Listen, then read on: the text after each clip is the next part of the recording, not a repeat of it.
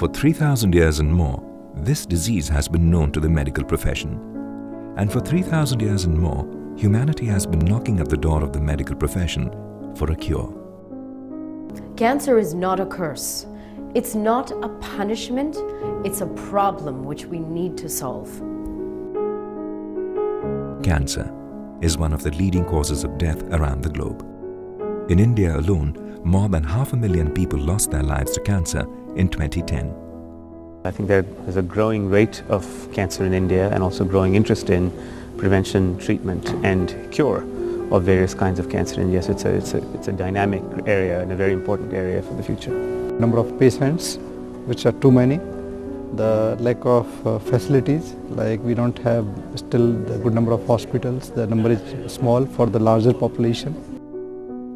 1 out of 8 Indian women and 1 out of 10 Indian men are expected to be diagnosed with cancer after the age of 35. Just for cancer therapy is to come up with, obviously we still need cost-effective either prevention or cure. More than 30% of cancer could be prevented by making the right lifestyle choices. Avoiding tobacco, having a healthy diet, being physically active, and resisting infections that may cause cancer. As we're coming up with more and more targeted therapies and highly innovative therapies, the challenge is going to be to maintain an affordable innovation and keep India abreast of the latest therapies that are available around the world.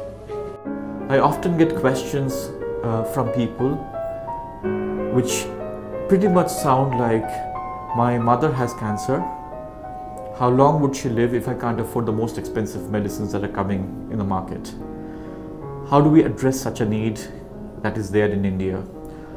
According to PRI, 4.8 million people die because of cancer and 3.9 million die of infectious diseases.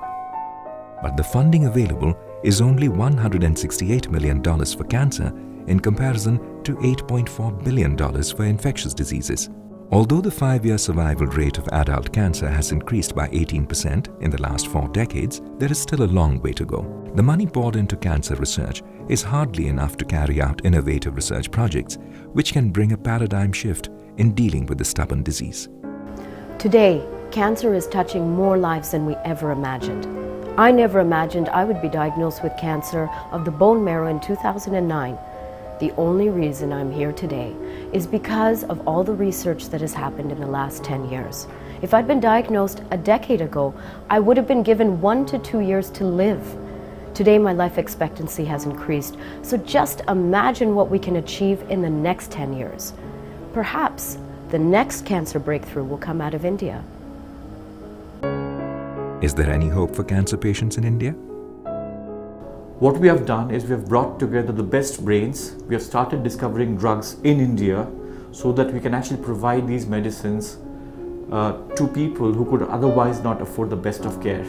So the best way to kind of cure cancer in India would be to make our own medicines which are more effective but at the same time safer and are accessible to the mass population. We as a country have managed to get rid of polio just through our campaigns. Same with HIV/AIDS. We have done a great job. Why can't we do the same for cancer? There's so much more that needs to be done. We need to come together and make cancer research a priority. Together, we can create a future without cancer. Research has overpowered polio. It is defeating HIV/AIDS. The time is not far when it will conquer cancer too.